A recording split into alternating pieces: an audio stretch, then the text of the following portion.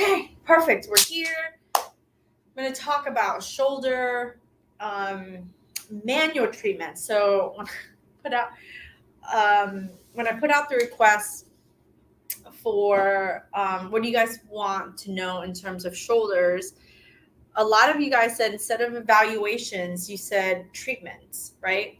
Now, normally I would just encourage you as someone who, teaches and trains therapists for a really long time. And I had a student ask me this who's in the Hand Therapy Mentorship program, and her question was really, really pivotal.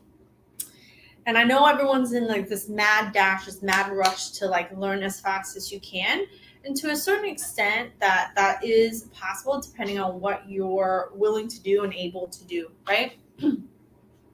So normally what I would say is like the 3 steps is like to know your anatomy, but it's not anatomy as you learned it in school. It is actually really applied anatomy. And it's not about like when you're first starting out, and you're working on like kind of like getting into your groove and learning how to place your hands on people. It's really about can you grab my drink? I don't know why I left it. Thank you. It's really about knowing some surface anatomy, some general anatomy, right? And as you get better and better, then you can learn more details about more specific anatomy, like if you were studying for the CHT exam, right? If you were studying for the CHT exam, then you're going to dive much deeper into the anatomy. But if you're kind of starting out and you're intermediate or you're starting out with shoulders, really know some surface anatomy, know how to touch somebody so that they want you to touch them again, right? I just want to put it's that simple. You just want to touch people a certain way so they are willing to let you touch them again. It's kind of like dating, right? It's kind of like dating. Go on that first date, you're getting coffee, and you got a mesh, right? And if things go well, you get invited to another date, like, right? So it's kind of like that when you're laying your hands as a therapist on somebody, especially people with surgery, who've had injuries, they hurt, and they're kind of like, I don't know if I want you to touch. Again, it's like dating. We all come with a certain kind of package. Okay. We can talk about drinks too if you like. I have 2 types of analogies. One is relationship analogies, and the other one are food analogies. So, okay, know your anatomy. Number 1, get to know some anatomy, not the way you learned it in school, because that's not going to help you as much. Number 2 is going to be evaluations. Know how you'd really evaluate somebody. I have a very specific process that I do, but really the biggest thing is know how to really fully evaluate somebody. And then 3, there's treatments, right? 3 is treatments. Now, one type of treatment, like if you think about it as a subcategory. Whoop, hold on. Let me erase this. I don't know what that note was, but just in case it was inappropriate. So here, what are we talking about? We're talking about anatomy. Okay, applied. We're going to go a little bit into that, and then we're going to know your evaluation. Develop your process, your evaluation process. 3, which is what we're going to cover in a few minutes, treatment. And the reason why I write it down is you guys want treatments, but here there's 2 types of treatments, right? For the most part, you want to know some manual, and that's the one that we're going to cover some today. And the other one is going to be exercise based. Exercise, activity, corrective movement, however you want to call it. You want to learn how to do that as well. So it's a little bit more than just knowing where to push, how to push it. and how to stretch someone. But this is essentially the breakdown, and that is what I'm going to be doing this month in the Hand Therapy Mentorship program. It's a great program for anyone who is looking to develop your skills and increase your confidence when you're working with any kind of shoulder patient. Now, you could be working with non-surgical cases. You can be working with surgical cases. And here's where I would encourage you to not just think about, like if I was working in an outpatient facility. Every single patient that you potentially could be working with as an occupational therapist, no matter what setting, has 2 hands and 2 arms if they're lucky, right? 2 shoulders. So I think the most forgiving people are people in a skilled nursing facility, in a rehab system, in acute care. Like, that's where I really started, and I got very comfortable there before I even moved into an outpatient setting. Working with people who are a little bit older, who have arthritis and things like that, man, they are so grateful for any kind of love and attention you can give them to stretch them out. And they're not going to curse you out. They're going to be super nice, and they're just going to allow you to love on them, right? And what a great place to get some practice. Hopefully, knock on wood, you have some parents, that you could do this on. You could practice on your best friend. Significant other, like whoever is willing to let you touch them. It's that simple. And I just want to say that because I know there's a lot of therapists who might come on and say, no, I'm not in an outpatient setting, but post-surgical rotator cuff, post-surgical labrums, humerus fractures, and all that good stuff can take time to get to. And they're the ones that are most skeptical, and they're the ones that are most fearful of you not knowing the shit that you need to know, right? So if you go from no skills to touching one of those people and you're scared of shit, let me tell you that they will know on your face and in your body language that you're scared. So feel free. My permission to you to get with somebody who has some shoulders, right? And they can feel good. They don't have to feel bad, right? For you to practice some surface anatomy so that you can know how to touch someone when they are feeling bad, right? You ready? Let's get started. If you have any questions, throw it in the comment section, and I will get to it in a little bit. Someone said that I was writing backwards. Maybe. All right. So hello. Let me know where you're kind of tuning in from. You can type into the chat. Don't be shy. I love talking to everybody. Okay. Which shoulder would you like me to focus on? Which one? Okay, so let's go sit here. Everyone say hello to Alina. Come on, Alina. We're in hands-on therapy services, my clinic. This is where all the good stuff can happen. So we're going to work on your right shoulder. So just sit right here for a second. So let me make sure I move it. All right. So we're going to move it. So surface anatomy, really key things to know, and where they are is so important. And I'm just going to pinpoint a few key areas, right? This, you have to find the acromion, right? Didn't ask permission. May I yes. Draw on you? I'll clean you up later. Yes. So this is the joint between the humerus and the scapula, right? Oh, no, I'm sorry. The clavicle. She was making faces. The clavicle and the scapula. But in this particular joint right here, if you can find it, you can find other muscles and areas. And this is a really important key point, because if you press on it directly down and someone has pain, it could be AC arthritis. Not always, right? You have to rule in and rule out a lot of other things, but that's a very particular spot.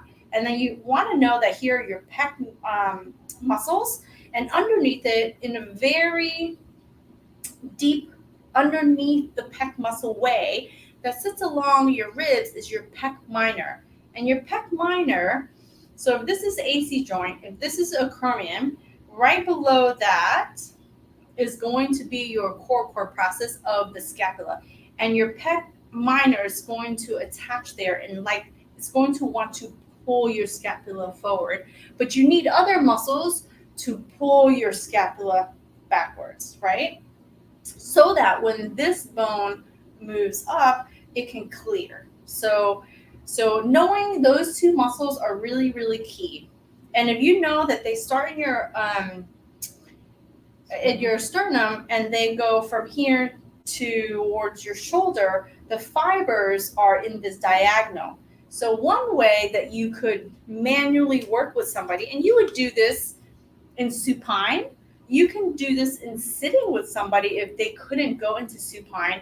As long as you knew where their muscles are, you could potentially support their arm, and you can always work their tissue from whichever direction feels the best. This is a little bit of what I do, but if I go along the tissue, I can go with the fibers of the muscles, or I can go against the fibers, right, of the muscles, just depending on that person, what you found out. And so you would want to support them. If they're sitting, you need to support their shoulder blade, and you want to support their humerus, right? You can, just understanding some anatomy, if you bring the arm across the body, you can shorten your pec muscles and work those pec muscles out. They tend to be tight. If you bring the arm back, you'll know that you're putting those muscles in extreme stretch, right?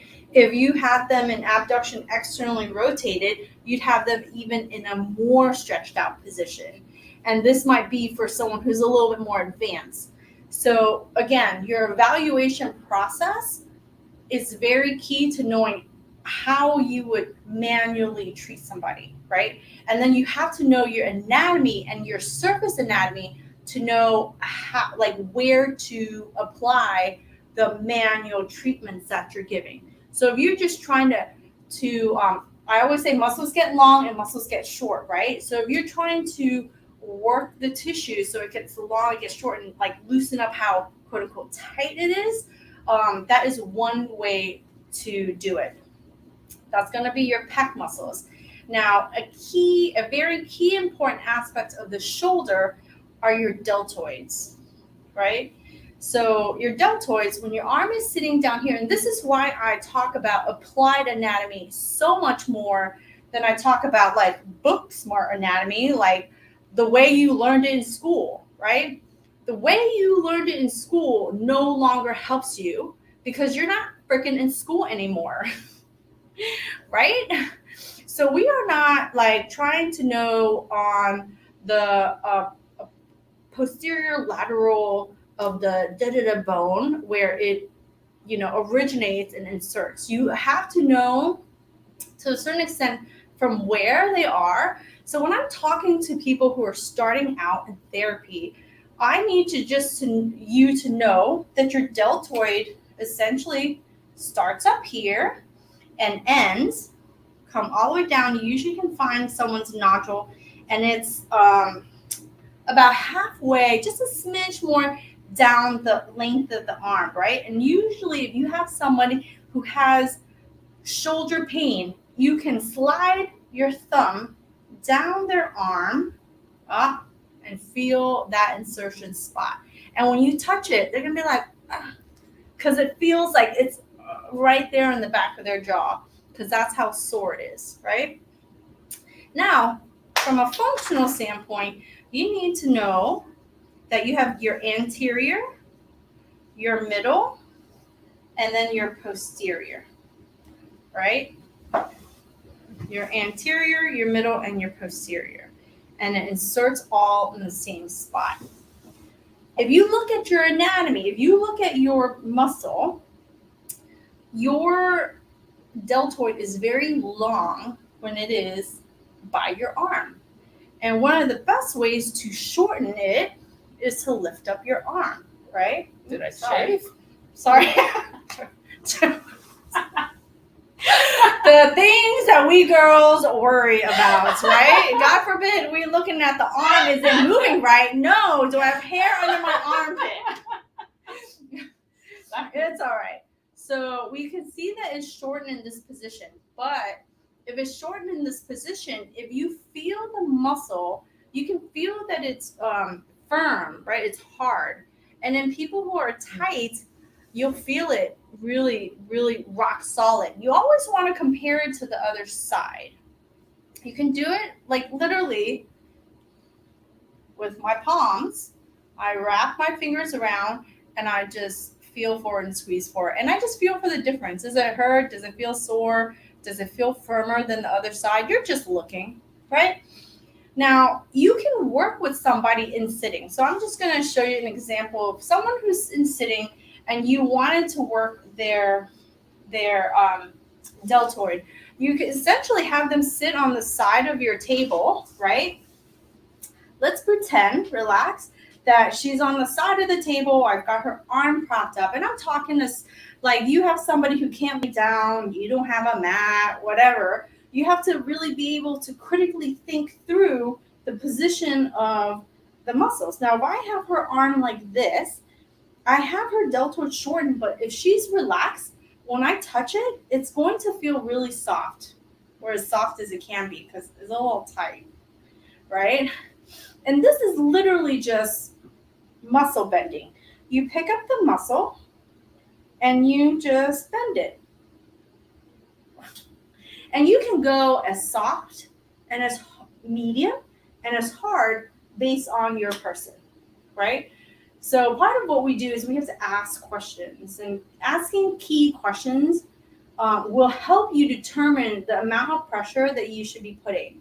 I'm very careful to make sure that I don't hurt my arms, I don't hurt my hands. So I'm very, particular in how I like to work. One of the ways I like to work is in supine, really honestly. And one of the other ways I like to work is in prone, to really get to the muscles. But let's say, hold on, someone's calling me and it's not even important. How do I stop that from happening when I'm on live? I don't even know. So let's pretend she's still up on the table, right? And I like to use a little bit of cream so that there is less traction, right? But you can literally go cross friction, right? So cross friction. I like to use either, my thumbs, right? Or depending on which direction, I like to use this part of my web space, and I will move it this way. So I'll just massage going this way, right? Now I'm just showing you very simple.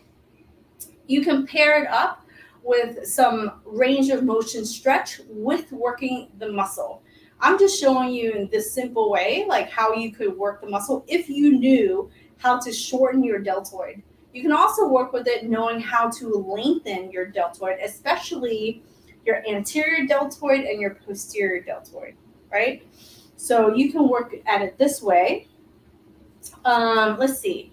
Let's put you in prone. So let's put you in prone. This one? Yeah, whichever way.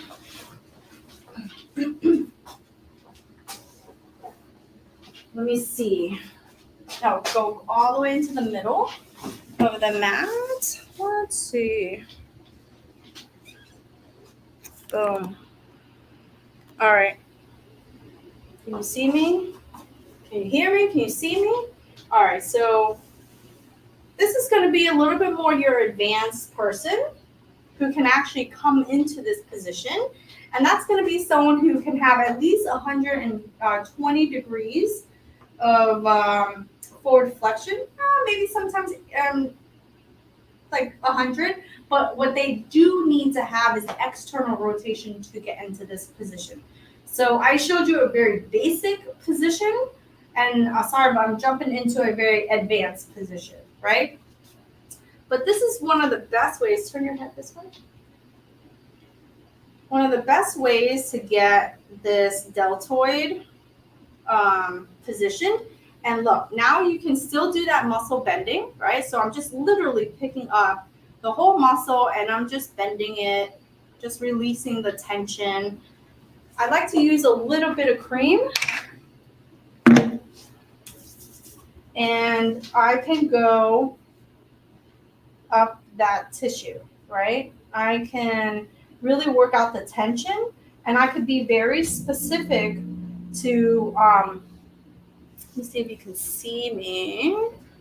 Let me see if you can see me. I'll show you on this side. This is a posterior. And one way that I can do it is I'm going to rotate the muscles a little bit. When I rotate the muscles a little bit, I'm also positioning the humerus into a more externally rotated position. And I can work the tissue that way, right? Can you see me? Is that doable? Right? So I can work the tissue this way. I can have someone who I'm trying to get end range position with, right? And let's face it, you need end range to get rid of the tightness of the joint and really be able to put the tissues in its full, again, lengthened position and shortened position. So in here in this position, I'm putting it really, really shortened. And I can not only stretch into the end range position of the humerus, but I can also work the tissue at the same time, right? And if you can feel it, that's the posterior deltoid, right? She's like, I can feel this. I do. And this is the middle deltoid. And then this is the anterior deltoid. Now there's a very particular spot in that anterior deltoid section here. And you can, there's a magic spot up here. And you can find it and you can feel your thumb kind of like roll over it.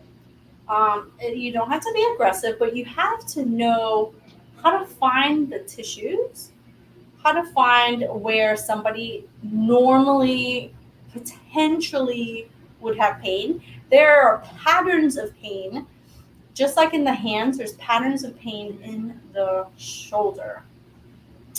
And you want to be able to work it out. When you're working the tissue out, you can also get that end range stretch. And if you think about how the humerus is situated and where the acromion, the glenoid sits, it's kind of at an angle. So you can't necessarily push straight down. You have to learn and be able to push, know how to push. Sometimes it's in an angle. So here I might be pushing into an inferior glide. So if you think about the shoulder as a clock or as a world's map, northeast, southwest, that kind of stuff.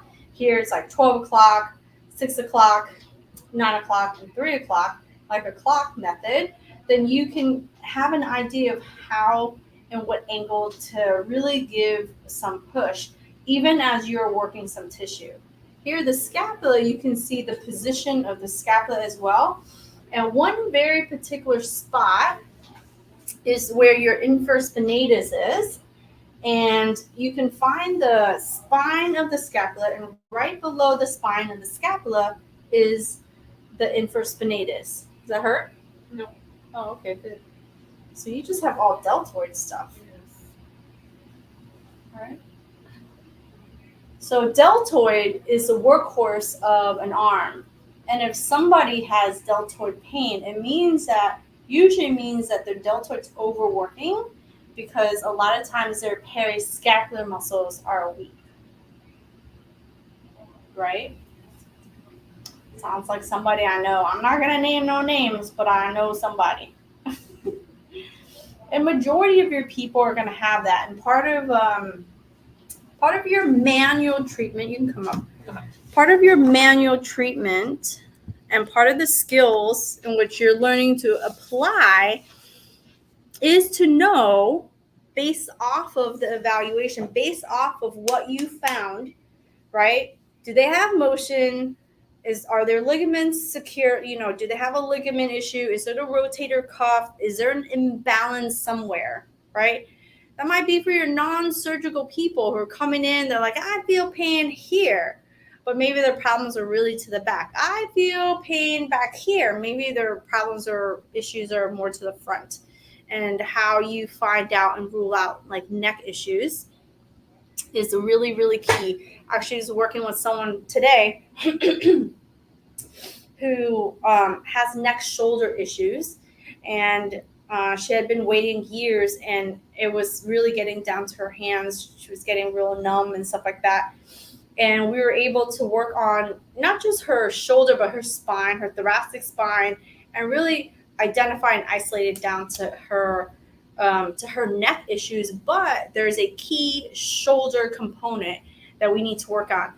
And manual therapy skills, actually, when I do stuff manually with her, it actually doesn't, even though she feels good and she likes the touch, when I test it back to movement and pain, it's actually worse for her. And I proved it so hard today that she was like, oh, I can't believe it. And she was like, but I said, one of the greatest things about knowing how to sort of like, people would say it was like, oh, I messed up. You didn't mess up. You never mess up if you learn from it. You never mess up if you learn from it. As soon as she said, oh, it's got to work, perfect, great. Don't be afraid of it being worse, because if we know that we did this to get it better, we did some exercises, right? We did some internal and external rotation exercises. We did some trunk rotations, and all those things really helped her. And then when I did some manual thoracic stuff on her, really kind of messed up her neck again, and she was feeling some way about her shoulder. So everything really comes back to, do you know your anatomy as you should know on like a real person, and how it's applied, not necessarily just textbook, but then how to evaluate that process so you know that the manual treatment that you're providing actually works, right? Actually improves something. And then a lot of times manual treatment needs to be paired up with active activity, active exercises, and done correctly helps somebody.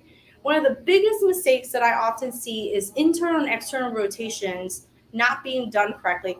And my patient, she was doing it where she was doing internal rotation, and instead of just keeping the arm by her side and then bringing her hand to the middle of her belly, it was very subtle. And if you're not paying attention, if you're not knowing how to look for something, it's going to be key in her not feeling good. And then you're like, man, I'm doing all this stuff. Why isn't she getting better? Right? Evaluate the direction you're giving and how someone is doing exercises. So she was coming in and letting the band pull her out. So if you're doing internal rotation, then you have to start in an externally rotated position. And they're just coming to the middle of their belly. What happens is a lot of times patients do this, direction's not given, and they try to pull their arm across their body. And if you have an impingement, you're having or causing more of an impingement. You're overusing the deltoid. You're overusing the pecs. So positioning is so key. The amount of tension or strength that someone is doing also is really key. Just like when you're providing manual therapy treatment techniques and you're mobilizing the joint or you're moving the tissue meaning muscle, skin, fascia, scar. If you're too aggressive, you can cause a setback or pain. But if you're too light, then that person won't feel like you're doing anything. So just like Goldilocks, who had to find, one bed was too hard, one bed was too soft, and then she found the perfect bed that had the perfect pressure that she could sleep in. That is your manual treatment, right? If you're so soft that they don't feel like you're doing anything, that person won't trust you to come back so you can keep working with them. If you're too hard and you're too aggressive and you cause them pain later without anticipation that they should have some soreness and stuff like that, you're too aggressive, then they're also going to think that something is wrong, or they didn't do something right, or you didn't do something right. Okay? So with the manual treatment comes paired up questions that ensure that you're putting enough pressure. And I can tell you that majority of the world and the majority of the people, no matter what the news tell you, majority of people are really, really nice, and they want to be very, very kind to you. So it's not just like, hey, does this feel good? They'll be like, yeah, because they want to be nice to you. Your questions need to be more specific so that if you need to know that you're on the right track. The best people to practice on are the people who like you and the people who don't have any problems, and you can learn then how to gauge the amount of pressure you're giving or not giving. I practice on my husband all the time. I have parents who have, I was like, oh, let me check out your shoulders, make sure everything's moving well, And when you feel what good springy shoulders are supposed to feel like, and you practice on some of your older patients that want just the love and just the attention that you're giving them, you can feel what a more stiff shoulder can feel like too. Arthritic shoulders need all the love in the world because sometimes they just can't do it themselves. And if you give them that little practice, you can then feel what, tightness feels like, what arthritis feels like, what not, all that stuff. So I would encourage you to work with people, no matter what setting you're working in, to get the practice. So you no longer say that I don't know about shoulders. All right. I hope this encourages you to continue your practice as an occupational therapist, to know and work with shoulders. Every hand, wrist, elbow case that I've had, majority of the time can become a shoulder issue. Every tendonitis types of issues always can lead back to the shoulder. So you want to get better results for your patients that come to you, no matter what kind of injury they have. Learning about shoulders and learning how to treat them is really key. So, like I said, if you guys are interested in learning more about the Hand Therapy Mentorship program, where I really dive a lot deeper into shoulders, which I have to go because I got to get ready for class at 7. So